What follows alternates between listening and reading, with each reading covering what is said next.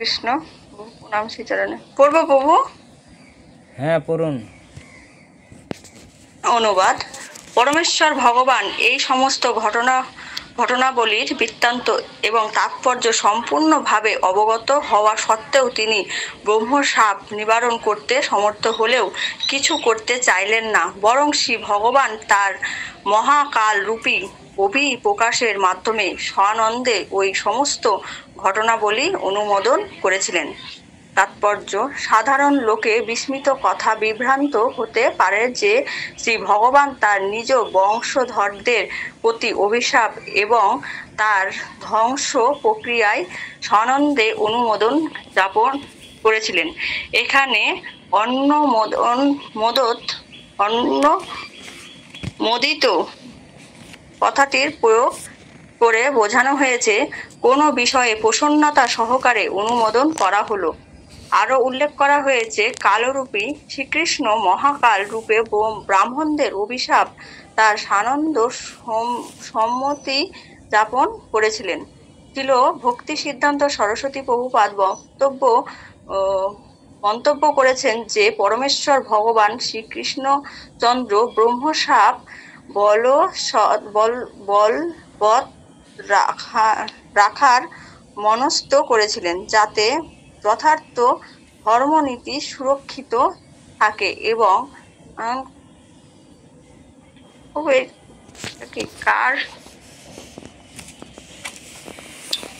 কার্য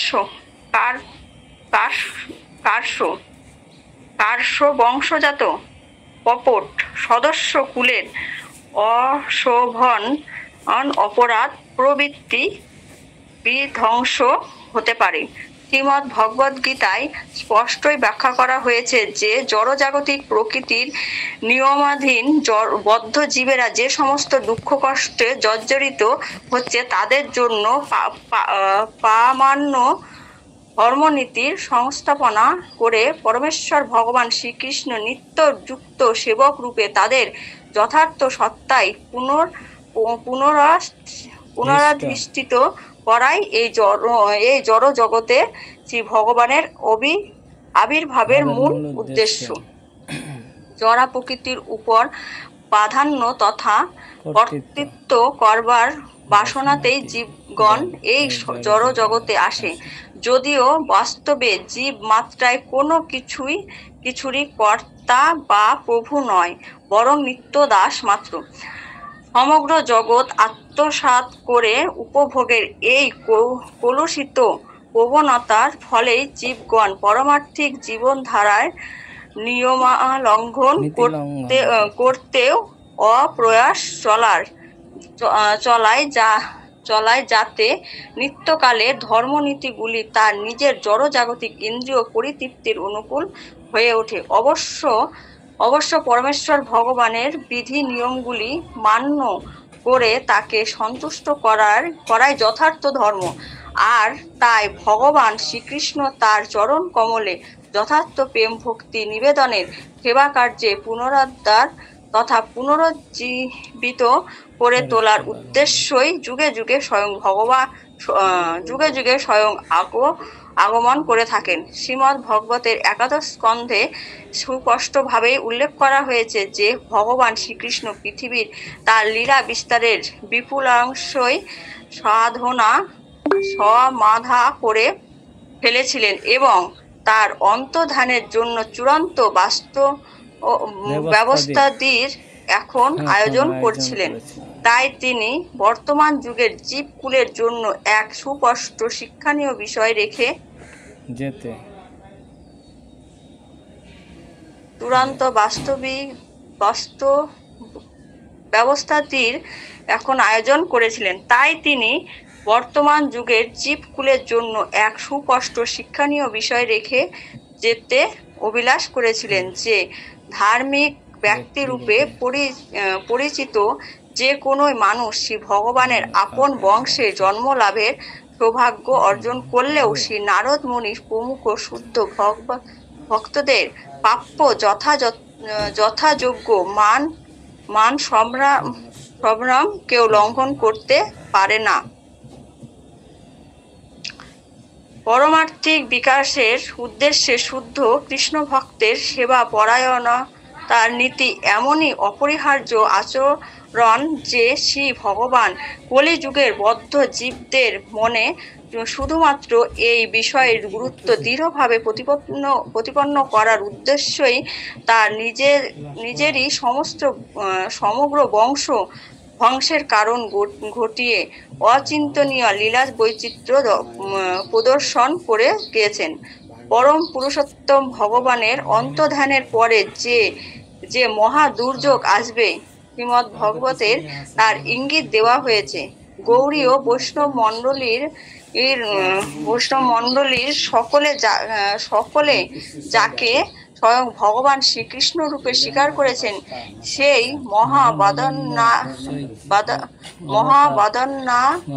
ও তার শ্রী চৈতন্য মহাপ্রভু তিরোধানের পরেও ঠিক এমনই দুর্যোগ সৃষ্টি হয়েছিল। শ্রী ভগবানের অন্তর্ধানের পরে মানব সমাজে প্রবঞ্চনাময় যে অপধর্মের প্রাদুর্যভাব হয় তা দূর করার উপায় স্বরূপ শ্রীমদ্ ভাগবত বিবিধ উপদেশাবলীর মাধ্যমে পথ নির্দেশ করেছে। বৌদ্ধ এবং জৈন ধর্মীদের নিরশ্বরবাদী মত অবলম্বনের যে বিপুল প্রভাব অভক্তদের গুরু শিক্ষা পরম্পরা ক্রমে সম্প্রদায়গুলির সর্বপ্রকার অলীক ভাবধারায় মাধ্যমে দক্ষিণ ভারতে একদা বিস্তার লাভ করেছিল, শ্রী চৈতন্য মহাপ্রভু তার মহাবাদন্যায় লীলা বিস্তারের মাধ্যমে তা সবই দূরীভূত করেছিলেন। এইভাবে তিনি সমগ্র ভারতবর্ষকেই ভগবান শ্রীকৃষ্ণের উদ্দেশ্যে প্রেম ভক্তি অনুশীলনের দিক উন্মুখ করে তুলেছিলেন, যাতে শ্রী চৈতন্য মহাপ্রভু এবং তার অনুগামীদের ব্যাপক প্রচার কার্যের ফলে পরমেশ্বর ভগবানের উদ্দেশ্য প্রেম ভক্তি অনুশীলন ছাড়া পৃথিবীর অন্য কোনো বিষয়ের আলোচনার জন্য অবশিষ্ট থাকেনি। ত্রিদণ্ডীপদ শ্রী প্রবোধানন্দ সরস্বতী তার রচিত ত্রিপুত্রাদি কথাম জহুর্বিষাণীয় শ্লোকে এই বিষয়ে বিশদ অভিব্যক্ত উপস্থাপন করেছেন। শ্রী নরহরি সরকার ঠাকুর তার কৃষ্ণ ভজনামৃত গ্রন্থে গৌড়ীয় বৈষ্ণব সম্প্রদায়ের মধ্যে গৌরাঙ্গ নগরীবাদী, সখীভেকবাদী এবং অন্যান্য 11 প্রকার অপসম্প্রদায়গুলির ধারায় যারা শ্রী চৈতন্য মহাপ্রভুর অনুসারী বলে দাবি করে তাদের ছলনামুখী ধার্মিক সজ্জায় অশুভ বাক্যগুলি শোভন করে শুদ্ধ ভজনের কথা জানিয়েছেন। এই সমস্ত ভণ্ডু লোকগুলি ধর্মকথায় নামে প্রচ্ছন্নভাবে কপটতা বিস্তার করে থাকে এবং তাদের ছলনাগুলি কৃষ্ণ কথা তথা শ্রী ভগবানের শুদ্ধ ভজন রূপে প্রচারিত করে। শ্রীকৃষ্ণ যেমনভাবে তার নিজ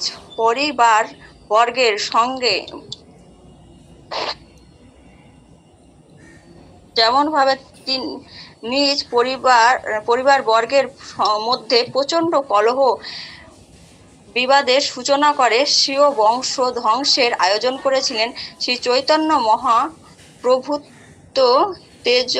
তেমনইভাবে ঠিক তার অন্তর্ধানের পরে বিবিধ প্রকার মায়াবাদ এবং কর্মবাদের দর্শন তত্ত্বের সারা পৃথিবীকে নিমজ্জিত করে যাওয়ার আয়োজন করেছিলেন।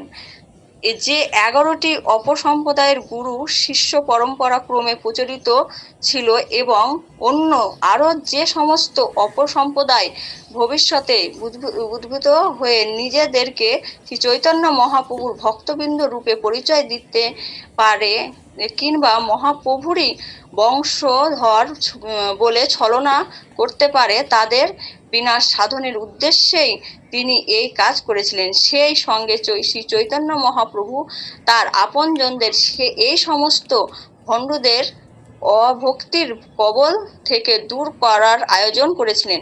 ভগবান শ্রী গৌর সুন্দর শ্রী চৈতন্য মহাপ্রভু ভক্তবৃন্দ ভগবান শ্রীকৃষ্ণের লীলা বিস্তারের মাধ্যমে কপটিত হয়েছিল। যে সকল লীলা বৈচিত্র্য সেগুলির রহস্য ঘন তাৎপর্য উপলব্ধি করতে পারেন। কোনো প্রকার জাগতিক পদ্ধতির মাধ্যমে পরম পুরুষোত্তম ভগবানের অপ্রাকৃত শরীরের কার্যকলাপ হৃদয়ঙ্গম করা যায় না। এই অধ্যায়টির এটি সারমর্ম। ইতি শ্রীমদ্ভাগবতের একাদশ স্কন্ধের যদু বংশের প্রতি অভিশাপ নামক প্রথম অধ্যায়ের কৃষ্ণ কৃপা শ্রীমূর্তি শ্রী অভয় চরণারবিন্দ ভক্তিবেদান্ত স্বামী প্রভুপাদের বিনীত সেবক বৃন্দ কৃত তাৎপর্য সমাপ্ত। হরে কৃষ্ণ। তো এখানে যে হরে কৃষ্ণ প্রভু, শোনা যাচ্ছে প্রভু? হ্যাঁ শুনছি, বলুন। তো এখানে মানে আমাদের গৌড়ীয় মঠ সম্প্রদায়ের মানে চৈতন্য মহাপ্রভুর অনেক আরো যে আছে, আমরা সেদিনকার যেমন বলছে যে আমি হলো নিত্যানন্দ পরিবার, এরকম মানে এরকম ভাবে আরো ভাবে যে আরো আছে। তো তারা কি করে সব চৈতন্য মহাপ্রভুর মানে সব এরা ভাবছে যে আমরা চৈতন্য মহাপ্রভুর সঙ্গে যুক্ত। তো এইরকম যারা আছে, তো সেই রকম মানে ভগবানের নাম নিয়ে ভগবান যেই রকম ভাবে দেখে গেছে সেই রকম ভাবে না করে মানে অন্যরকম। হরে কৃষ্ণ প্রভু। হরে কৃষ্ণ। বলেছে এখানে ভগবান যে চলে যাবে, কত রকমের ধর্ম গজাবে, কত রকমের সম্প্রদায় গজাবে। আবার অনেকে কি করবে, নিত্যানন্দ অদ্বৈত তারপরে চৈতন্য মহাপ্রভুর বংশধর বলে দাবি করবে। কতগুলা সম্প্রদায় এখানে অপসম্প্রদায়, তো এগুলো সব আমাদের ভক্তি জীবনে আসছি। যেমন ভারতবাসীরা কোনটা ধর্ম কোনটা অধর্ম বোঝা খুব কষ্ট। মায়াপুর গেলে কোন মন্দিরটা সঠিক পথে আছে কোন মন্দিরটা সঠিক পথে নেই, সেটা বোঝার কোনো প্রসেস নেই। তা আমরা খুব সৌভাগ্যবান যে আমরা এমন একটা সোসাইটির আনুগত্যে আছি, ভালো মন্দ বুঝতে পারি। কিন্তু যারা ভক্তিপথে শুরু, হাজার হাজার মন্দির, মায়াপুরে নবদ্বীপের ওই পার এই পার, হাজার হাজার মন্দির দেখবেন। বিভিন্ন মানুষ বিভিন্ন ওয়েতে তারা এটা হচ্ছে আমরা এমুক এমুক এমুক, আমরা আমাদের এই গোস্বামী আমাদের আমাদের কি গুরু। দেখুন, চিন্তা করে দেখুন, পাগলের মানে একটা অবস্থা, পাগল হয়ে যাওয়ার পালা। যেমন হচ্ছে কোনো একটা গ্রাম থেকে অজপাড়াগা থেকে যে কোনোদিনও ঢাকা শহরে আসেনি, শহরেতে গাড়ি এগুলো কিচ্ছু দেখেনি, তাকে যদি ঢাকায় এনে চোখ বেঁধে ছেড়ে দেওয়া হয়, তুমি কোথায় যাবা এখন যাও, তা সে যেমন পাগল হয়ে যাবে। নানান রকমের বাস সার্ভিস দেখবে। যেমন আমাদের গুলিস্তান আসলে অনেক রকমের বাস সার্ভিস, এ টানে ও টানে, চলেন এদিকে চলেন এদিকে চলেন ওদিকে, পাগল হয়ে যাওয়ার মতো পালা। সে কোনটা সঠিক সে বুঝতে পারবে না। তা তদ্রূপ আমরা দেখি এই পৃথিবীতে, শুধু ভারতে নয়, ভারতে একটু বেশি, অন্য অন্য জায়গা ওই রকম নেই, ভারতে টানাটানিও আছে। তা আমরা কোন পথে চলছি? আসলে কি আমরা পরম্পরার ধারায় কি চলছি? আমরা কি সনাতন ধর্মে যে বৈষ্ণবীয় গৌরীয় ধারায় যেটা আছে সেটার মধ্যে কি আমরা আছি? চিন্তা করে দেখুন। যারা ইসকনের সাথে যুক্ত হয়েছেন তারাই একমাত্র বলতে পারবেন, না প্রভু জীবনটা ধন্য। না হলে এই পাগলের কারখানায় পড়ে জীবনটা কি হয়ে যেত, বিপন্ন হয়ে যেত। ঢাকা শহরে এসে জায়গায় নতুন মানুষ সর্বস্ব হারিয়ে ফেলে, তার আর কোনো কিছু থাকে না। তা তদ্রূপ আমরা কত সৌভাগ্যবান যে আমরা চৈতন্য মহাপ্রভুর সেই সঠিক পথটাতে আমরা আছি। তো এই জন্য আমাদের এর জন্য ভগবান আগেই সাবধান করে দিচ্ছে, যারা গীতা ভাগবতম পড়বে তারা সাবধান হতে পারবে। দেখুন অনেক মঠ আছে, অনেক মন্দির আছে, তারা কি এরকম ভাগবতম পড়ে?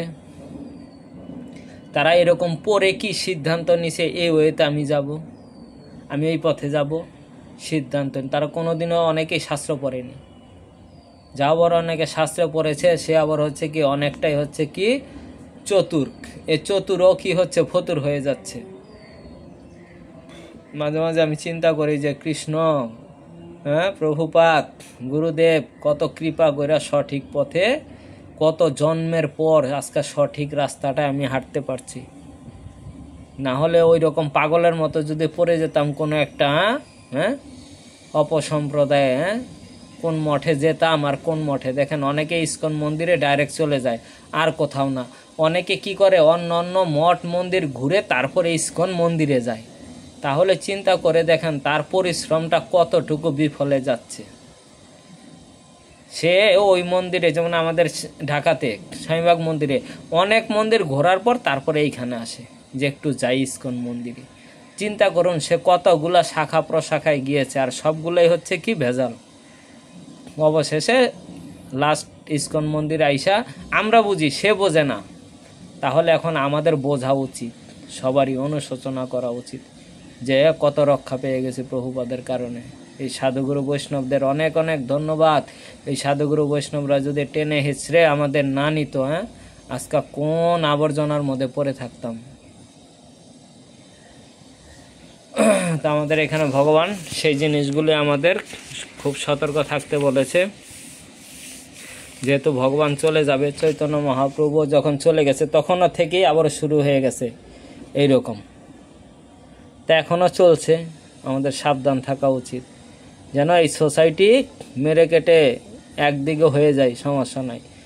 প্রভুপাদকে ছাড়বো না, প্রভুপাদের নৌকাটা ছাড়লেই শেষ, নষ্ট হয়ে যাব।